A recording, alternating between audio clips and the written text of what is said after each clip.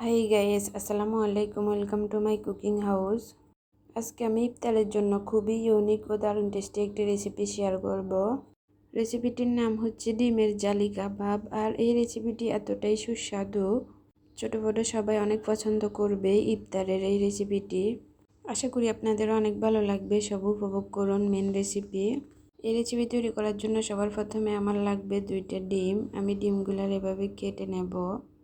তারপর ডিমের কুসুমগুলো আলাদা করে এক পাশে রেখে দেব।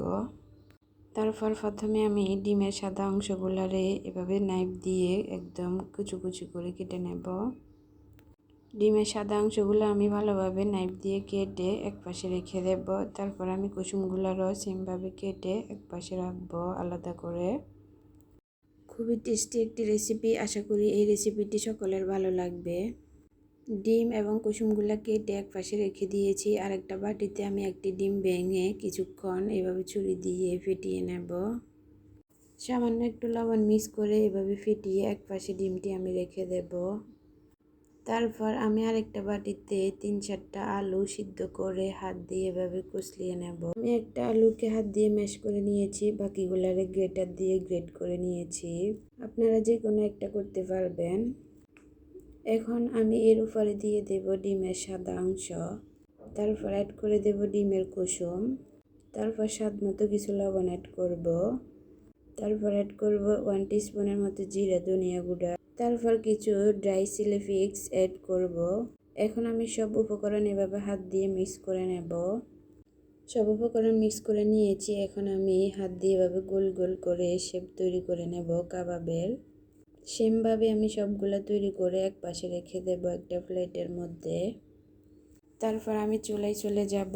চুলায় তেল গরম করে গরম তেলে এভাবে বেসনের মধ্যে চুবিয়ে চুবিয়ে প্রথমে আমি কাবাবগুলো অ্যাড করে দেব গরম তেলে। তারপর আগের থেকে ফেটানো রাখা ডিমগুলা এভাবে ডিমের মিশ্রণগুলা কাবাবের উপরে এভাবে দিয়ে দেব হাত দিয়ে ঘুরিয়ে ঘুরিয়ে। দেন আমি এক পাশটা ভেজে কিছুক্ষণ তারপরে অপর পাশটা এভাবে উল্টিয়ে দেব।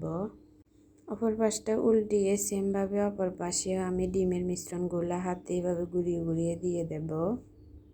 আপনারা চাইলে এই কাজটা পলিথিনে ভরেও করতে পারবেন। পলিথিনের এক পাশটা ফুটো করে এভাবে ঘুরিয়ে ঘুরিয়ে দিতে পারবেন। তারপর এভাবে নেড়ে ছেড়ে কিছুক্ষণ ফ্রাই করে নেব কাবাবগুলা। 2 পাশটা যখন ভালোভাবে ফ্রাই হবে তখন একটু লালচে কালার চলে আসবে।